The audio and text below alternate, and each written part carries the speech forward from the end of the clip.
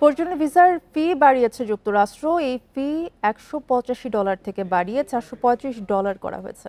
মার্কিন পররাষ্ট্র মন্ত্রণালয় জানিয়েছে, নতুন ভিসা ফি 2026 সাল থেকে কার্যকর হতে পারে। তবে আইনিভাবে যুক্তরাষ্ট্রের নতুন অর্থ বছর 1 অক্টোবর থেকেই এটি কার্যকর হওয়ার কথা। কার্যকর হলে বিশ্বে যুক্তরাষ্ট্রের পর্যটন ভিসার ফি হবে সর্বোচ্চ।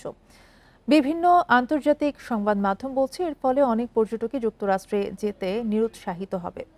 এমনকি এর প্রভাব 2026 সালের ফিফা ফুটবল বিশ্বকাপ এবং 2028 সালের লস অ্যাঞ্জেলেস অলিম্পিকেও প্রভাব ফেলতে পারে বলে বলছে সংবাদ মাধ্যমগুলো।